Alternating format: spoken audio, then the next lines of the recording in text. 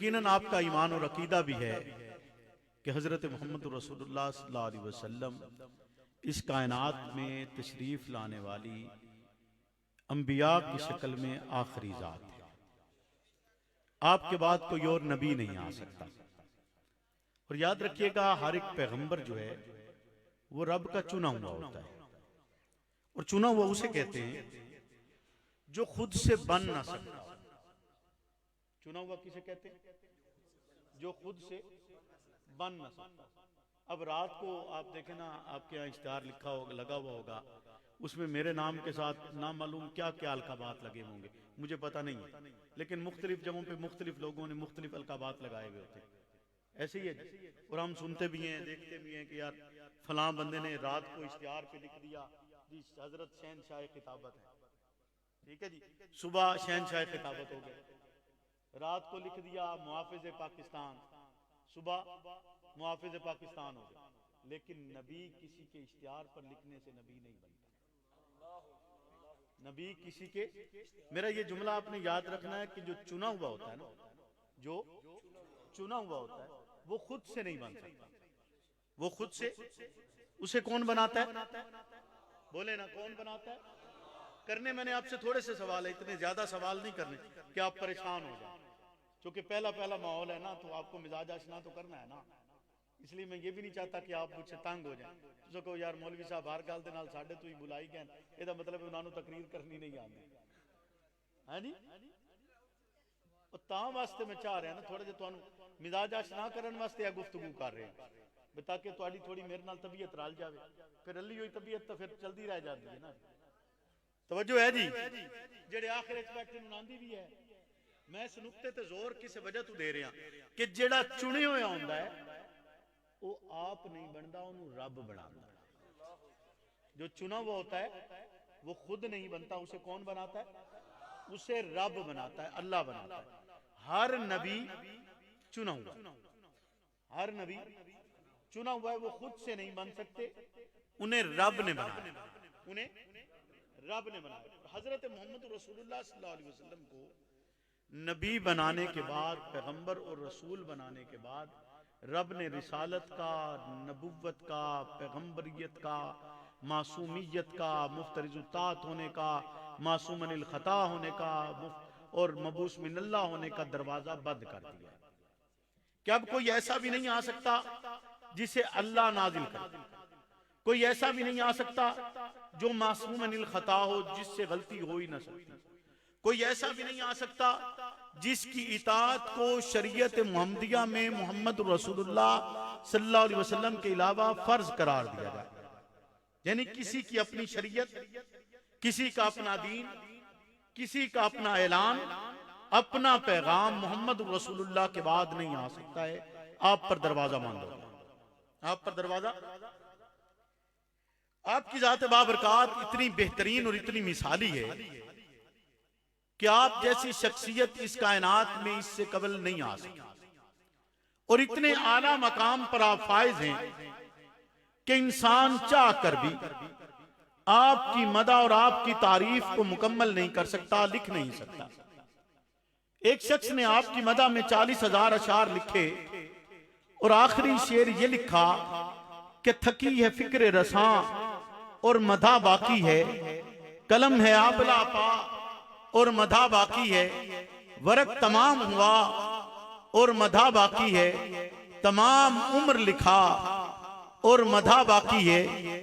آپ کی تعریف اور مدح کو انسان چونکہ لکھ نہیں سکتا ہے، مکمل طور پر بتلا نہیں سکتا ہے، بیان نہیں کر سکتا ہے، اس لیے شیخ سعدی نے یہ الفاظ کہہ کر اس پر یوں سمجھیے کہ ایک مور لگا چھوڑی کہ لا یمکن الثناء کما کان حقہ بعد از خدا بزرگ تو ہی قصہ مختصر. ممکن نہیں ہے کہ آپ کی مدح کو انسان مکمل طور پر بیان کر سکے. بس یہی کہا جا سکتا ہے اور اسی پر ہی بات کو مکمل کیا جا سکتا ہے کہ بعد از خدا بزرگ تو ہی قصہ مختصر، خدائے بزرگ کو برتر کے بعد آپ ہی کا مقام و مرتبہ ہے. رسالت بنا نے ایک اعلان کے ساتھ اس کا آغاز کیا اور وہ اعلان یہ تھا کہ قولوا لا الہ الا اللہ، پڑھو لا الہ الا اللہ، فلاح پا جاؤ گے، کامیاب ہو جاؤ گے، نجات مل جائے گی، تمہارے لیے آخرت نجات کا ذریعہ بنے گی، کامیابی اور فلاح کا ذریعہ بنے گی۔ لیکن اس اعلان سے قبل جو فاران کی چوٹی پر کھڑے ہو کر محمد الرسول اللہ کرتے ہیں، اس سے قبل 3 سال تک خفیہ دعوت بھی دی جاتی ہے، اور خفیہ دعوت کے دینے کا آغاز اولن ان افراد کے سامنے دعوت کو پیش کیا جاتا ہے، دعوت رکھی جاتی ہے جن افراد کے بارے میں اطمینان قلب ہے، عین الیقین ہے، حق الیقین ہے کہ ان افراد کے سامنے اگر رسالت پناہ دین رکھیں گے، شریعت رکھیں گے، پیغام ربانی رکھا جائے گا، تو یا تو یہ تبلیغ کے نتیجہ میں ایمان لے آئیں گے، اور اگر ایمان نہیں بھی لاتے ہیں، مبادہ وہ ایمان آپ کے ساتھ نہیں بھی کھڑے ہوتے، تب بھی آپ کے راز کو یہ افراد راز رکھیں گے۔ اس کے لیے رسالت پناہ نے اپنی زوجہ کو، اپنے غلام کو، اور اپنے زیر تربیت بچے کو، اور ایک اپنے دوست کے سامنے خالق کے کائنات کا یہ پیغام ربانی رکھا، جس کے جواب میں وہ چاروں افراد ہی نہ صرف آپ پر ایمان لائے، انہوں نے آپ کی تائید بھی کی ہے، آپ کی گواہی بھی دی ہے، اور ان چاروں افراد میں سے ایک فرد ایسا ہے جس نے آپ کے اس پیغام پر یقین اور اطمینان کے ساتھ اگلی طرف اپنی منزل کو گامزن کرتے ہوئے اگلا راستہ اختیار کیا، اور دیگر افراد کے سامنے تبلیغ دین رکھی، ان کے سامنے آپ کا پیغام رکھا، لیکن جس کے سامنے انہوں نے بھی رکھا، یہ دیکھ کر رکھے آیا اس کا قلب و جگر سلیم الفطرت ہے یا نہیں ہے، اس کا قلب و جگر آیا اس ماحول کو پسند کرے گا یا نہیں کرے گا، اس کی طبیعت بتوں سے آوازار ہے یا نہیں ہے، جس کے سامنے شریعت کا دین رکھا گیا، طریقہ رکھا گیا، اس کے لیے یہ دیکھ کر اولین طور پر جب انہیں تبلیغ کی گئی ہے، اولین طور پر جب انہیں پسند کیا گیا ہے، جب منتخب کیا گیا ہے، جب چنا گیا ہے، تو چنتے ہوئے یہ دیکھا گیا ہے آیا ان کا قلب و جگر اسلام کے لیے سازگار ہے یا نہیں ہے۔ جن کا قلب و جگر اسلام کے لیے سازگار تھا، انہوں نے ہی خالق کائنات کے اس پیغام کو نہ صرف قبول کیے بلکہ اس کا اعلان بھی کیے، پھر اس کی تبلیغ بھی کیے، پھر اس کی اشاعت بھی کیے۔ خلاق عالم کا یہ آخری معصوم پیغمبر، آخری نبی، آخری رسول، رب کائنات کا پیغام لانے والا آخری پیغمبر، جب پیغام ربانی کا فاران کی چوٹی پر یا ایھا المدثر کے الفاظ کے ساتھ اعلان کرتے ہیں، تو اعلان کرنے سے قبل تبلیغ کے ایک نظام کو مرتب کر چکے، تبلیغ کے ایک نظام کو پھیلا چکے، اور اپنی جڑوں کو پھیلاتے ہوئے وہ فاران کی چوٹی پر اس لمحے میں آیا جب اس کے خاندان نے کہا آپ اگر اعلان کرتے ہیں، ہو سکتا ہے ہم آپ کی بات پر امام تو نہ لائیں، لیکن آپ کے پیٹھ کے پیچھے کھڑے ضرور ہوں گے، آپ کے ہمراہ یہ وقت دیکھا بھی کہ شیخ ابی طالب نے وہ بھی معصور ہوئے جنہوں نے کلمہ نہیں پڑھا، وہ بھی معصور ہوئے جنہوں نے لا الہ الا اللہ نہیں کہا، وہ بھی وہاں پر 3 سال تک اس سوشل بائیکاٹ کا حصہ بنے رہے۔ خاندان قریش کے وہ عظیم ترین نفوس، وہ بنی ہاشم سے تعلق رکھنے والے مقدس خاندان کے مقدس افراد، اگرچہ انہوں نے کلمہ نہیں پڑھے، لا الہ الا اللہ نہیں کہے، تب بھی پیغمبر کے ہمراہ انہوں نے صحبت بھی کاٹی، مشکل بھی کاٹی، تکلیف بھی کاٹی، مصائب بھی برداشت کیے، حتیٰ کہ پیغمبر اپنے چچا کے لیے یہ الفاظ خود ادا کرتے ہیں کہ میرے اس چچا نے میرا ساتھ بہت دیے، اور جب وہ چچا جس سال میں اس دنیا سے رخصت ہوتی ہیں، اور آپ کی زوجہ محترمہ بھی اسی سال میں رخصت ہوتی ہیں، پیغمبر ان دو عظیم افراد کے لیے جنہوں نے آپ کا ساتھ دیے، آپ کے شانہ بشانہ کھڑے رہے، آپ کی تائید کیے، اس سال کو اپنے لیے عام الحزن کا سال قرار دیتے ہوئے کہتے ہیں کہ یہ سال میرے لیے غم کا سال تھا۔ پیغمبر ان کی قربانی کو یاد کرتے ہوئے اس کا اظہار کرتے ہیں، لیکن آپ خلاق عالم کی تقسیم دیکھیے، خلاق عالم کا نظام دیکھیے، خلاق عالم کا طریقہ دیکھیے کہ خلاق عالم قربانی دینے والے کو اس لیے یہ نہیں کہتا کہ جس نے صرف قربانی دیے وہ متبع سنت بن چکے، جس نے قربانی دیے اس کے طریقے پر چلا جائے گا، اس کے مطابق آپ اس کے نقش قدم پر چلتے ہوئے کامیاب ہو سکتے ہیں۔ جس نے فقط محبت کی ہے، فقط محبت سے کامیابی ممکن نہیں۔ محبت کرنے والے بنی ہاشم بھی تھے، وہ جو شیب ابی طالب میں صحبتیں کاٹ رہے تھے، ایمان نہیں لائے۔ رب کی بارگاہ میں محبت تو ہو سکتا ہے قبول ہو، لیکن ان کے لیے اطاعت قبول نہیں۔ نعرے تکبیر، نعرے تکبیر، تاج و تخت ختم نبوت، تاج و تخت ختم نبوت، شان صحابہ، مقام صحابہ، نعرے تکبیر۔ ان کے لیے کیا قبول نہیں ہوا؟ بولیے نا، شیب ابی طالب میں کافر بھی تو تھے نا، جو خاندان کے افراد تھے، مصائب تو انہوں نے بھی برداشت کیے، تکلیف تو انہوں نے بھی برداشت کی، لیکن ان کی اطاعت لازم۔ اطاعت کس کی لازم ہوئی؟ جسے رب نے چنا ہے۔ اللہ توجہ ہے بھائی، جسے رب نے، بولے نا جنہیں رب نے چنا ہے۔ جیسے پیغمبر چنے، پیغمبر خود بنانے سے نہیں بنتا، رات کو اشتہار پر لکھنے سے، بولے نا، اسی طرح صحابی بھی خود بنانے سے، قصب سے، محنت سے، طاقت سے، دولت سے، بولے نا رات کو لکھنے سے، وہی ہوگا جس نے حالت ایمان میں پیغمبر کی صحبت پائی اور ایمان کی حالت میں اس دنیا سے رخصت ہو گیا، وہی ہوگا۔ بولیے نا، اور یاد رکھیے گا اللہ کا قاعدہ بدلتا نہیں ہے۔ اللہ کا قاعدہ، ابو جہل رسول اللہ کا پیغام چھپ چھپ کر سنا کرتا، جب آپ قرآن پڑھتے وہ چھپ چھپ کر سنتا، اور سننے کے بعد آپ سے کہتا کہ محمد آپ کو سچا مانتا ہوں، پر جو کچھ آپ لائے ہیں اس کی تصدیق نہیں کر سکتا۔ آپ کو سچا مانتا ہوں لیکن جو کچھ آپ لائے ہیں اس کی تصدیق، بولیے اس کی تصدیق نہیں کر سکتا۔ آڑے تھی کوئی چیز، وہ یہ بھی بیان کرتا ہے، کہتا یہ ہے، توجہ ہے، کون کہہ رہا ہے؟ بولے نا، کون کہہ رہا ہے؟ یہاں ایک بات اور بیان کر دوں، امت کا ایک فرد ایسا بھی ہے کہ جس پر 3-4 افراد ایسے ہیں جس پر زمانہ جاہلیت نہیں آیا، زمانہ جاہلیت نہیں آیا۔ جاہلیت اسے کہا جاتا ہے کہ آپ کے سامنے دین پیش کر دیا جائے اور آپ ایمان نہ لائیں۔ اس سے قبل کا زمانہ کیا ہے؟ زمانہ قبل از اسلام۔ زمانہ کیا ہے؟ قبل از اسلام۔ ابو بکر وہ فرد ہے جس پر زمانہ جاہلیت نہیں آیا، اور مت کبھی کہنا جی ابو بکر کا زمانہ جاہلیت میں نام یہ تھا، بھائی زمانہ قبل از اسلام میں نام یہ تھا۔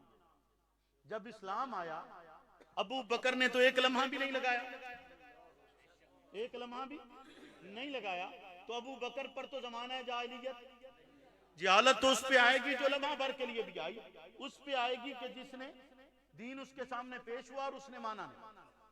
ابو جہل کو ابو جہل اس لیے کہا جاتا ہے، وہ جہالت کا باپ اسی لیے کہ سب کچھ سمجھتے ہوئے بھی اس نے دین کو تسلیم نہیں کیا۔ عتیبہ بن ابی لہب شام کے سفر پر تھا، اس سفر میں ایک شیر نے اس کے سامنے آیا، اس کو رسالت پناہ نے بددعا دی تھی، وہ وہاں پر کھڑے ہو کر کہتا ہے کہ محمد آپ نے مکہ میں بیٹھ کر مجھے قتل کر دیا، آپ نے مکہ میں بیٹھ کر مجھے قتل کر دیا۔ امیہ بن خلف کی آپ مثال لیجیے، وہ خود کہتا ہے کہ جس لمحے میں اس نے یہ سنا کہ حضرت محمد رسول اللہ نے اس کے لیے بددعا کی ہے، اس کے لیے یہ کہا ہے کہ یہ قتل کر دیا جائے گا، تو وہ اس کے بعد سے ڈرتا ہے اور مکہ سے اپنے لوگوں کے ساتھ لڑنے کے لیے بھی نہیں جانا چاہتا، لڑنے کے لیے بھی نہیں جانا چاہتا، چونکہ وہ یہ سمجھتا ہے۔ ابی بن خلف کی مثال آپ لیجیے، وہ یہ کہتا ہے کہ میں بار بار رسول اللہ سے کہا کرتا تھا، کہتا کہ آپ کو میں قتل کروں گا، ایک دن محمد نے مجھ سے کہہ دیا کہ تم نہیں بلکہ تمہیں میں قتل کروں گا، تو وہ کہتا ہے جب جنگ میں حضور کے سامنے آیا اور مجھے تلوار کی تھوڑی سی خرونچ لگی تو میں نے کہا کہ میں اس سے بھی مر جاؤں گا، اگر سرکار مجھ پر تھوک بھی پھینک دیتے اس لمحے میں تب بھی مر جاتا، کیونکہ سرکار کی بات پر اسے یقین تھا، اگرچہ کافر ہے مسلمان نہیں ہے پر اسے یقین تھا کہ محمد جو کہتے ہیں جھوٹ نہیں بولتے، محمد بولتے ہیں تو سچ بولتے ہیں، محمد بات کرتے ہیں تو بات صداقت پر مبنی ہوتی ہے۔ رسالت بنانے مختلف بادشاہوں کی طرف مکتوب لکھے، خط لکھ کر بھیجے گئے، خط لکھے گئے، قاصد لے کر گئے، مختلف افراد کی طرف گئے۔ ایسا ہی ایک خط کسریٰ کی طرف آیا، کسریٰ کے دربار میں صحابی رسول پیش ہوتا ہے، آنے کے بعد آگے سامنے دعوت رکھتے ہیں، محمد رسول اللہ کا فرمان رکھا جاتا ہے، وہ فرمان ہاتھ میں لے کر نعوذ باللہ من ذالک آپ کا نام نامی پڑھتے ہی اس کو ٹکڑے کرنا شروع کرتے، اسے شہید کر دیتے۔ پیغمبر کا وہ جانثار صحابی کہ اگر حضور وضو کریں وہ وضو کا پانی زمین پر نہ گرنے دیں، حضور لعاب پھینکیں وہ لعاب دام کو زمین پر نہ گرنے دیں، اپنے ہاتھوں پر ملیں، اپنے چہروں پر مل لیں، جو وطن چھوڑ کر آئے تھے، جو کنبہ قبیلہ چھوڑ کر آئے تھے، جو مال و اسباب چھوڑ کر آئے تھے، جو دھن دولت چھوڑ کر آئے تھے، جو اقتدار چھوڑ کر آئے تھے، جو مکہ کے رہنے والوں سے اپنے تعلقات کو منقطع کر کے آئے تھے، وہ افراد اور اس فرد اور اس قبیلے کا ایک فرد اس لمحے میں کسریٰ کے دربار میں اس کا دل یہ چاہتا ہے کہ تلوار نکالوں اور کسریٰ کے ٹکڑے کر چھوڑوں۔ صحابی رسول کی بارگاہ، صحابی رسول کی نگاہیں، صحابی رسول کے کان کیسے ہو سکتے کہ اس گستاخی کو گوارا کر لیتے، اس گستاخی کو برداشت کر لیتے، لیکن سفارت کے آداب کا عملی مظاہرہ کرتے ہوئے، پیغمبر کی تربیت کا نمونہ دکھاتے ہوئے، پیغمبر کی تربیت کا عکس دکھاتے ہوئے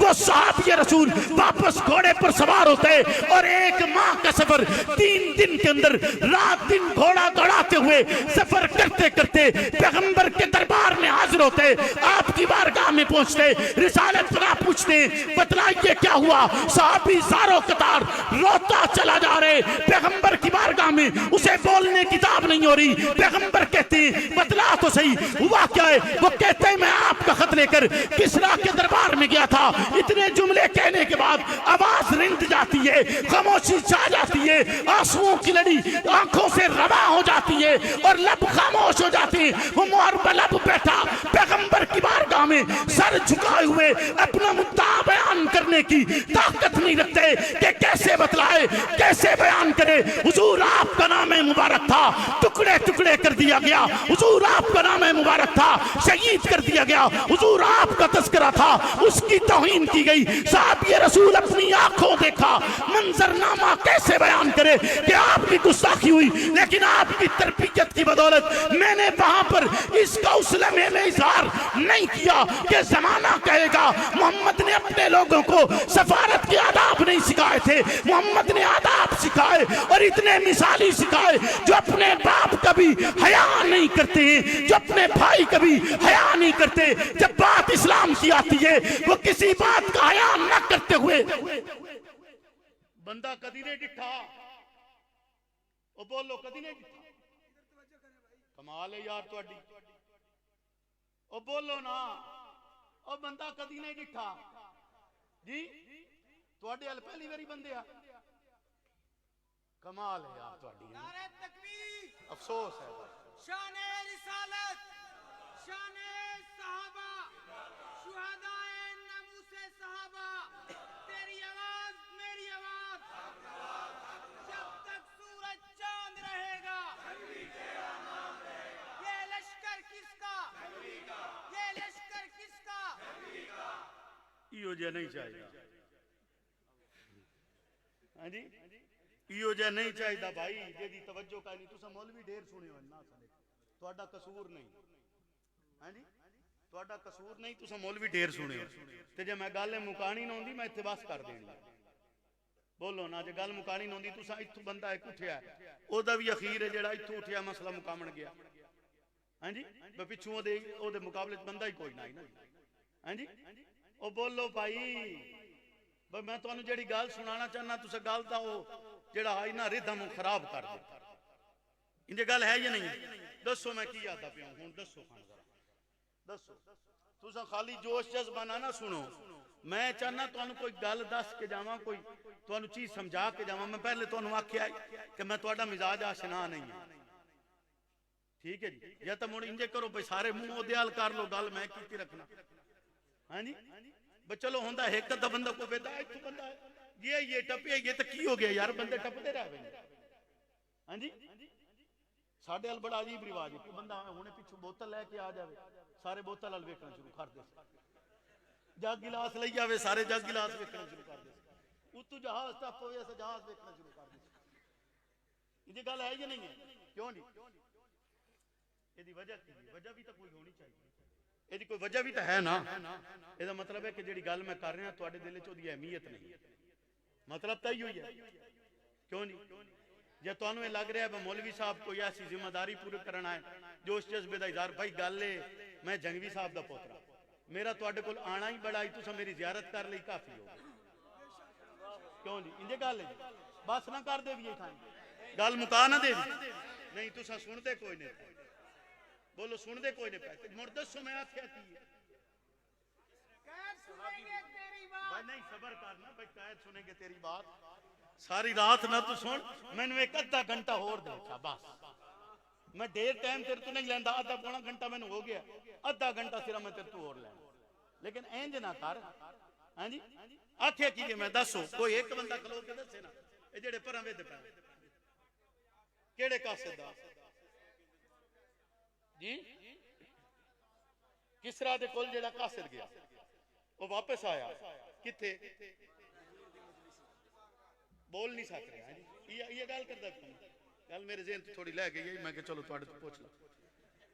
तवज्जो है जी, बोलो तुहाडियां याददाश्तां बड़ियां अच्छियां ना जी, तुम मौलवी बहुत सुनदे हो, की करिए साडा भी कसूर है, असान भी शायद सारे नूं इक्क तकरीर आंदी है शायद। हाँ जी इंदे गल ये गल अगे सुनी हुई भाई, सुनी हुई ने तो मैं इथों तब्दील कर देना, मेरे वास्ते कोई मसला नहीं, सुनी हुई ने तो मुड़ सुनी हुई नहीं तो मुड़ तो तुहानू तवज्जो देनी चाहिए। हाँ जी तवज्जो देनी चाहिए। दुरूद पाक पढ़ हुण मौलवी साहब तुसां थाई बैठ पिछे कुछ हो जाए, और जेड़ा इत्थे बैठा ही ओनू थाई खला रहण दे।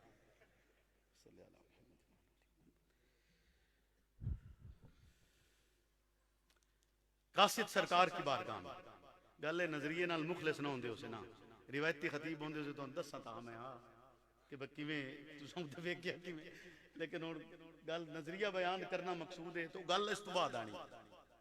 ये सारी तमहीदी गुफ्तगू है उस मंजरनामे को बयान करने के लिए, मैं एक तमहीदी गुफ्तगू इसलिए बयान कर रहा हूं कि ये कुछ चीज आपको बयान करना चाहता हूं, उसके लिए ये सारी मैं तमहीद बांध रहा हूं।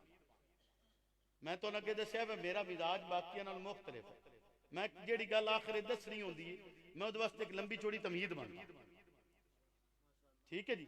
ते हले मैं तुहाडे अगू तमहीद बांध रहा, तमहीद बनने वास्ते मैं हुण तक अब तक आपको मैंने मुख्तलिफ काफिरों की बातें बताई, मुख्तलिफ काफिरों की बातें बताई। अबू जाहल ने कहा, उतैबा बिन अबी लहब ने कहा, उबई बिन खल्फ ने कहा, उमैया बिन खल्फ का यकीन, ये सारी वो बातें मैं आपको बता रहा हूं कि जो हैं तो काफिर, लेकिन वो रिसालत पनाह की बात को मानते ऐसे ही हैं जैसे सूरज तुलू होता है, रोजे रोशन की तरह मानते हैं कि आप सच्चे थे। तो वो कासिद वापस आया, आपकी बारगाह में खामोश है, सरकार कहती है बतला, पैगाम बतलाना हुआ क्या है।